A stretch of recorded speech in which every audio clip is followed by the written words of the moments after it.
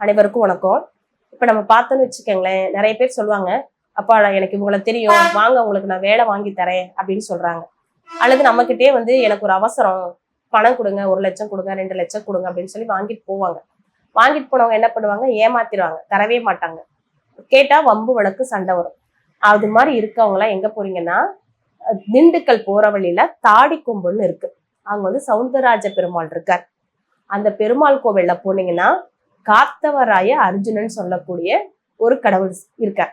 அவர் எங்கன்னா கரெக்டா நீங்க மன்மத ரதி லீலை போறீங்கல்ல, அதுல இருந்து உள்ளார போனீங்கன்னா 4வது தூண்ல அவர் இருப்பார். அவர்கிட்ட போய் உங்ககிட்ட யாரு பணம் வாங்கி ஏமாத்துனாங்களோ அவங்க பேர்ல ஒரு அர்ச்சனை மட்டும் பண்ணிட்டு வாங்க. இத வந்து 3 மாசம் தொடர்ந்து செய்யணும். அதாவது நீங்க எப்படி போறீங்க அப்படின்னா, ஒண்ணே நாளை கணக்கு வச்சுக்கோங்க, அல்லது தேதிய கணக்கு வச்சுக்கோங்க, இல்லைன்னா நேரத்தை கணக்கு வச்சுக்கோங்க. இதை வச்சுக்கிட்டு 3 முறை நீங்க போயிட்டு வாங்க. ஆனா கொடுத்தது உண்மையா இருக்கணும். நீங்க பொய்யா போய் சொன்னீங்கன்னா அது பணம் கிடைக்காது. இது போய் அர்ச்சனை மட்டும் பண்ணிட்டு வந்து பாருங்க. 90 நாள் முடியறதுக்குள்ளாரையே உங்களுக்கு யார் பணம் கொடுத்தாங்களோ அவங்களே உங்களை தேடி கொண்டு வந்து கொடுப்பாங்க.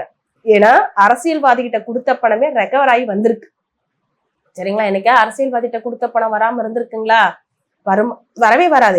எவ்வளவுதான் பண்ணாலும் இன்னைக்கு தரேன் நாளைக்கு தரேன்னு சொல்லுவாங்க, வரவே வராது. ஆனா இந்த கோவிலுக்கு போயிட்டு வந்த கிளைண்ட் பணத்தை வாங்கி அவங்க பொண்ணு இன்னைக்கு மெடிக்கல் சீட்ல படிக்க வச்சு ஜம்முன்னு இருக்காரு. 3 வருஷம் ஆச்சு.